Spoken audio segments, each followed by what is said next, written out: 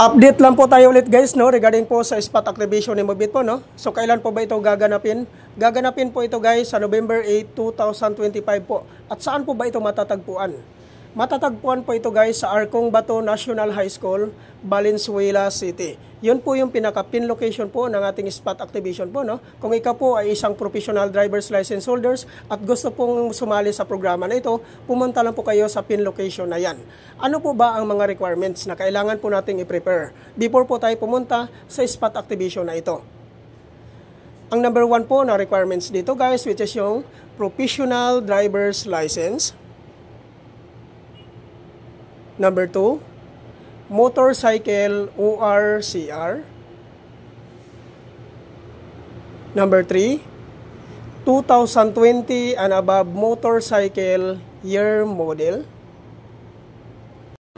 Number 4, NBI clearance. Number 5, police clearance. Regarding naman po sa hindi po nakapangalan sa inyo yung mga motor, ay kailangan nyo lang po magdala ng authorization letter. Hingian nyo po ng one valid government IDC owner. Ipotokopy nyo po at papirmahin nyo po ng 3 beses. At tungkol naman po doon sa mga sikanhan po na pagkabili ng kanilang mga motor, ay kailangan nyo lang po magdala ng deed of sale. Kailangan po guys, nakanotarize po yon. Take note lang po guys, kung sakaling wala po kayong NBI clearance at police clearance, pwede naman pong tupalo yan.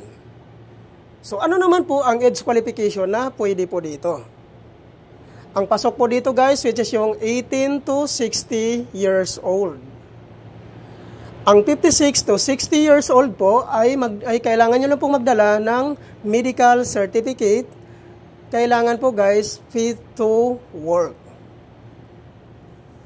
Yan po yung mga requirements po na kailangan po natin i-prepare before po tayo pumunta sa spot activation.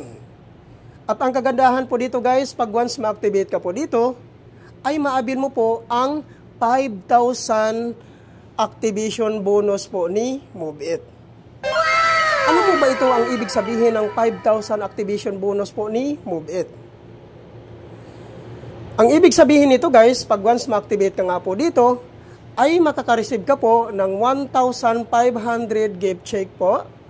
Yan po yung mga gamit natin kaagad sa paggrocery nyo po dahil SM gift check po yan. Then, yung 3,500 naman po guys, yun po yung pre-top up nyo po. Yan po yung papasok sa inyong cash wallet po. Yun po yung magiging pre-top up po natin. Kaya po yung kabuuhan po niyan ay 5,000 activation bonus po. So, ayan po guys, no? Huwag nyo na pong palagpasin ito guys dahil limited offer lang po ito ni Mobit po, no? So, sana po kung ikaw po ay isang professional driver's license holders at gusto pong sumali sa programa nito, pumunta lang po kayo sa spot activation po natin. Uulitin ko po, matatagpuan po ito sa Arcong Bato National High School, Valenzuela City. Yan po yung pinaka-pin location po ng ating spot activation po, no? Sana po guys, nakakatulong po ito ang update ko na ito sa inyo. Thank you for watching.